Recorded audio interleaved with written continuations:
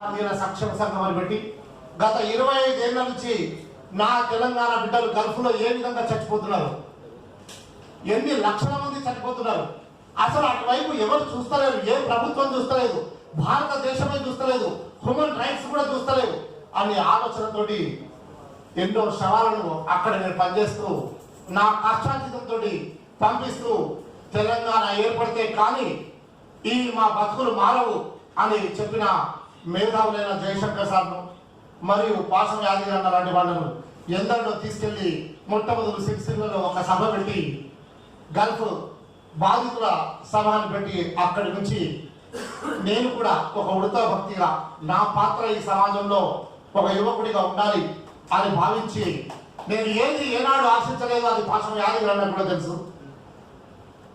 ఈ రోజు ఇక్కడికి రావడానికి ఎంత పెద్ద రాజకీయ పార్టీలు పిలిచినా ఏనాడు టిఆర్ఎస్ ఇప్పుడు కాదు, తెలంగాణ రాకముందే గుర్తించిన ఈ దొర వస్తే మళ్ళీ గడిల పరిపాలన వస్తుంది, ప్రజాస్వామిక ప్రత్యేక తెలంగాణలో కావాలి మాకు అని ఆనాడే పట్టుబట్టినాం. కానీ అందరూ ఇప్పుడు పెద్దలు చెప్పినట్టు, తమ్ముడు మహేష్ చెప్పినట్టు లేదు, ముందు భౌతిక తెలంగాణ కావాలి అని పెద్దలు వాదించారు. ప్రజాస్వామిక ప్రత్యేక తెలంగాణ 2వ అధ్యాయంలో ఖచ్చితంగా మనకు అవసరమే ఉంటుంది, ఖచ్చితంగా పోరాటం చేయాల్సి ఉంటుంది అని కూడా ఆనాడే ఊహించడం జరిగింది. కానీ ఒక్క ఆశ ఉంది, తెలంగాణ వస్తే గల్ఫ్లో చనిపోతున్న శవాలకు కనీసం కన్న తల్లిదండ్రులు చూడడానికైనా ఒక అవకాశం ఏర్పడుతుంది. మా ప్రభుత్వం వస్తుంది, కోట్లు డబ్బులు నిధులు ఏర్పాటు చేస్తారు, ఖచ్చితంగా వాళ్ళకు ఉపాధి కల్పిస్తారు. ఖచ్చితంగా ఇట్లాంటి ఆలోచనలతోటి ఎన్నో కళలతోటి ఆ ఉద్యమంలో పాల్గొన్న రెండు చిన్న సంఘటనలు మీకు చెప్తాను. అంటే గుర్తు లేదు కాబట్టి, నేను పరిచయం లేదు కాబట్టి. ఈ ఉద్యమంలో నేను హైదరాబాద్కు కట్టుబట్టలతో వచ్చి టంగుటూరి అంజయ్య భవన్లో కార్మికుడు, ఇక్కడ నా మిత్రుడు ఉన్నాడు, నా ఊరికి చెందిన మిత్రుడు, టంగుటూరి అంజయ్య భవన్లో అడిగి వాళ్ళ అటెండర్ అడిగి బయట పడుకొని ఒక చిన్నగా బతికే స్థాయికి వచ్చిన హైదరాబాద్లో. అంతే, కోట్లు సంపాదించలేదు, అందరి నుంచి పెద్ద పెద్ద ఆశలేం లేవు, బతుకు తెరువు కోసం ఉన్న ఉద్యోగాన్ని బిర్లా సిమెంట్ ఫ్యాక్టరీలో కార్మికుడిగా పనిచేస్తూ అక్కడ కూడా ఆదివాసుల కోసం కార్మికుల కోసం పోరాటం చేస్తే తెలిసిందే కదా, ప్రశ్నించే వాడిని ఆనాడు వాడు చంపిండు, ఈనాడు వీడు చంపుతున్నాడు. ఇది ఎప్పుడు జరుగుతున్న క్రమమే. అయినా కానీ పోరాటం తప్పదు, అయినా కానీ చావుకు సిద్ధపడ్డ వాడే యుద్ధంలో గెలవగలడు. వాడు ఓడిపోయినా కానీ, వాడు చనిపోయినా కానీ, వాడు మరణించినా కానీ ప్రజల్ని గెలిపిస్తాడు అనే ఒక సిద్ధాంతంతో ఆనాడు కంపెనీలో దొరకక చిన్న ఉద్యోగం, కట్టుబట్టలతో పోయిన పేద కుటుంబం నుంచి పోయిన ఉద్యోగం కూడా పోగొట్టుకొని మళ్ళీ కట్టుబట్టలతో హైదరాబాద్కు రావడం జరిగింది. ఎందుకంటే ఒక సింగరేణిలో మహా ఉద్యమ నేత, కొన్ని వేల మంది 60,000 మంది 70,000 మంది ప్రజలను కార్మికుల వర్గానికి ఒక దేవుడిగా మారిన వాడు. నిజంగా చెప్తున్నాడు, శ్రీకాస రమాకాంత్ అలియాస్ మాధురెడ్డి సమ్మిరెడ్డి అనే మహావీరుడి మరణం తర్వాత ఎందుకు అక్కడ ఉండాలనిపించలేదు, అక్కడ బాధ అనిపించింది. పోతే రైతు ఉద్యోగం మళ్ళీ సాధించాలంటే ఎక్కడికి వెళ్ళాలి, ఎన్కౌంటర్లో చావడం కంటే ఉద్యమాలు రేపు ఏదో ఒక రూపంలో మళ్ళీ వద్దాం అని అనిపించి పట్నం చేరిన చిన్న కంపెనీ మెల్లగా సాధించుకొని చిన్నగా బతుకుతున్నాం. ఈ క్రమంలో మళ్ళీ వెంటబడ్డారు పోలీసులు. హైదరాబాద్ నుంచి దుబాయ్ పారిపోవాల్సి వచ్చింది. నిజంగా ఇవే బతుకులు తెలంగాణ. ఎలక్ట్రిషియన్ కాబట్టి ఫ్యాక్టరీలో కార్మికుడిగా పనిచేసాం కాబట్టి ఆ ఎలక్ట్రిషియన్ ఉద్యోగాన్ని ఇక్కడ ఎవరికి తలవచ్చేది లేదు. బతికిన దూరంగా బతుకుదాం, మళ్ళీ మోకా దొరికితే మళ్ళీ వచ్చి యుద్ధం చేద్దాం అని దుబాయ్ వెళ్ళడం జరిగింది. కన్నీరు పెట్టక తప్పని పరిస్థితి ఏర్పడ్డది. ఏంటి అక్కడ తెలంగాణలో చావులే, దుబాయ్కి దూరంగా వచ్చిన తర్వాత ఇక్కడ కూడా చావులేరా మాని అని ఈ శవాలను పంపిస్తాం. ఈ శవాలను పంపించకుండా అరే మిత్రులు ఏమిటి నా మీద ఉన్నారా, అరే 20 మీరు ఎందుకు కనీసం ఒక్క పక్కనే చూస్తలేరు. ఒక్క పక్క తెలంగాణలో యువకులందరినీ పంపించాలని ఆనాటి ప్రభుత్వంలో ఉన్న మంత్రులే వాళ్ళ తమ్ముళ్ళను బామరులను చుట్టాలను ఎత్తట్టుగా పెట్టి తెలంగాణలో ఉద్యమంలో ఉరకలెత్తుతున్న యువకులందరినీ విదేశాలకు ఎక్స్పోర్ట్ చేస్తున్నారు. ఆ మూర్ఖులారా, ఇక్కడ వాళ్ళ బిడ్డలు చచ్చిపోతున్నారు.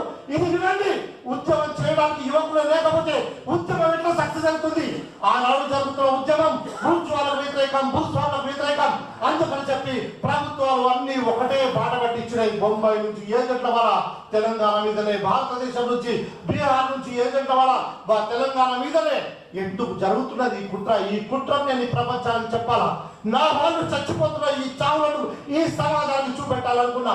అందుకని నేను అక్కడ లేబర్ గా పనిచేస్తున్నా. ఒక్కొక్క రూపాయికి జమ చేసి 10 మంది 20 మంది కలిసి చందాలు వేసుకొని ఆ శవాలను పంపించిన తర్వాత ఆ శవాలను స్వయంగా నేనే ఒక స్థాయికి ఎదిగి ఆ శవాలను 100 శవాలను పంపించిన. నేను గొప్పగా చెప్తలేను, తెలియదు కాబట్టి ఈ రోజు చెప్పక తప్పని పరిస్థితి ఏర్పడి. ఎందుకంటే చచ్చిపోతున్న వాళ్ళని చూపెట్టుకొని ఉద్యమాల రూపంలో చట్టాలు వసూలు చేసుకుంటున్న దొంగలు కొందరైతే రాజకీయ నాయకులు ఓట్ల పేరు రూపంలో కొల్లగొట్టి మళ్ళీ నాయకులు మళ్ళీ వీళ్ళు కూడా మళ్ళీ మన బిడ్డలే చంపుతుంటే ఆ బాధ తట్టుకోలేని స్థితిలో ఉంటుంది.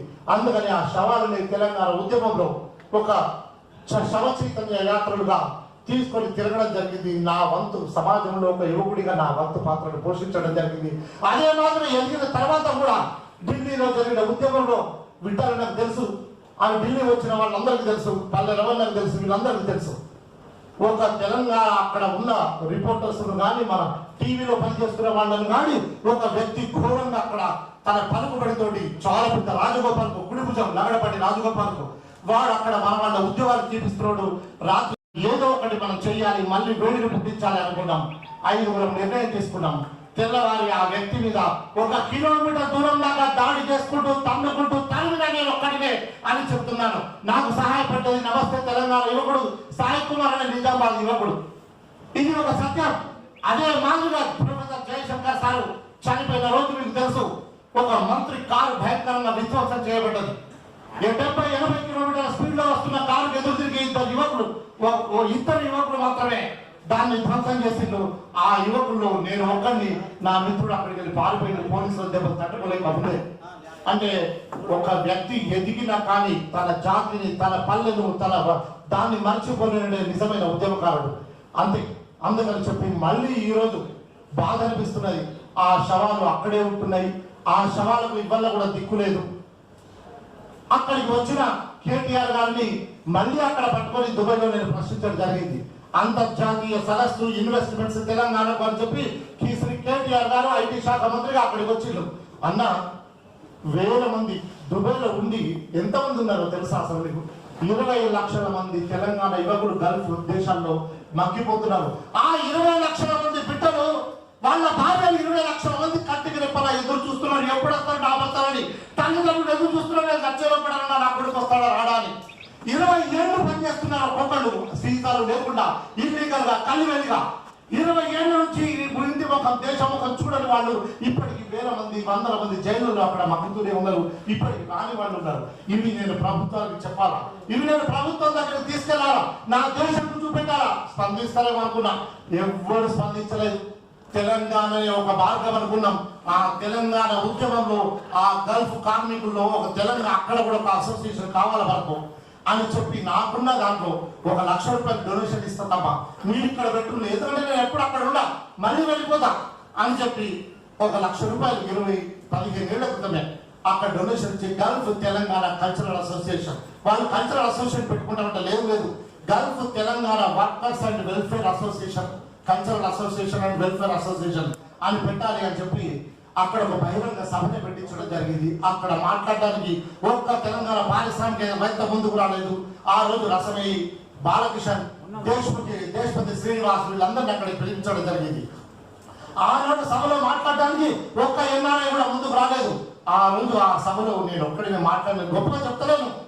ఏదైతే అయింది ఏమైనా చేసుకొని యుద్ధం మొదలైంది. ఆ యుద్ధంలో సైనికుడి పాత్ర పోషించాల్సిన అవసరం ఉన్నది.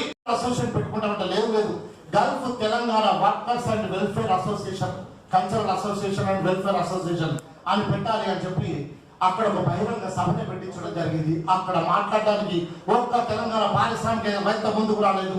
ఆ రోజు రసమయ్యి బాలకిషన్, దేశపతి శ్రీనివాస్ వీళ్ళందరినీ అక్కడికి పిలిపించడం జరిగింది. ఆ రోజు సభలో మాట్లాడడానికి ఒక్క ఎన్ఆర్ఐ కూడా ముందుకు రాలేదు. ఆ రోజు ఆ సభలో నేను ఒక్కడిని మాట్లాడిన గొప్పగా చెప్తలేను. ఏదైతే అయింది ఏమైనా చేసుకొని యుద్ధం మొదలైంది. ఆ యుద్ధంలో సైనికుడి పాత్ర పోషించాల్సిన అవసరం ఉన్నది. స్పీచ్లు కాదు, యుద్ధంలో సైనికుడు 3 పెద్ద సంఘటనలు, లగడపడి రాజగోపాల్ మీద దాడి, ఢిల్లీలో దాడి, మంత్రి శంకర్రావు మీద దాడి ప్రభావితం చేసిన ఈ తెలంగాణను. అట్లాంటివి జరగాల్సిన అవసరం ఉంటుంది. మిలిటెన్సీ కూడా ఒక పక్క మేధావులు చుట్టూ పాత్ర పోషిస్తూనే మిలిటెన్సీ కూడా అవసరం ఉంటుంది. ఆ మిలిటెన్సీలోనే 369 మంది అని త్యాగమూర్తుల గురించి చెప్పుకోవడం కాదు, ఆ మిలిటెన్సీకి కూడా సిద్ధమై ఉండాలా. భయపడి ఎన్ని రోజులు బతుకుతావయ్యా? కార్ యాక్సిడెంట్ అయితే చచ్చిపోవా? రోడ్డు మీద పొంగ చచ్చిపోతావు, ఒక్కొక్కసారి కూడా ఉంటుంది. అందుకని ప్రాణాలకు తెగించినప్పుడే తెలంగాణ ఉద్యమం అసలే సాధ్యం కాదనుకున్నాం. మన కళ్ళతో చూస్తామా అని అనుకున్నాం. యాదగిరి మేము కూడా అనుకున్నాం. జయశంకర్ సార్ కూడా అన్నాడు, చచ్చిపోయే లోపల చూస్తామా మన తరం అని. అన్నా ఖచ్చితంగా చూస్తాం, యుద్ధం మొదలు పెట్టాలి పెడదాం అని చెప్పి అనుకున్నాం. మొదలైంది ఏమీ లేని ఒక్క తెలంగాణ ఉద్యమం జరగనే జరగదు. బలవంతులైన పారిశ్రామికవేత్తలు, వేల కోట్ల అధిపతులైన ఆంధ్ర వలసవాదుల చేతుల నుంచి తెలంగాణను మనం గుర్తుకోలేదా? నిజంగా ఇప్పుడున్న మహానాయకుడు ఎప్పుడన్నా ఈ వీరవ దొరలు కానీ వీళ్ళు ఎవరు కానీ ఒక్కడన్నా త్యాగం చేసిందా? అసలు ఒక్కడన్నా ముందుకు వచ్చి కొట్టాడిందా? వాళ్ళు కరెక్ట్ లక్షల మంది జనం తర్వాత వాడు వస్తాడు, మాట్లాడతాడు, అక్కడ ఉన్న మీడియాను కొనేస్తాడు, వాళ్ళకి డబ్బులు ఇస్తాడు, నీ చూపెట్టాడు, నీ త్యాగం చూపెట్టాడు, వాటికి మాత్రమే చూపెడతాడు. అమ్ముడు పోతున్న మీడియాను ముందే కొనుక్కుంటారు, మేనేజ్ చేసుకుంటారు.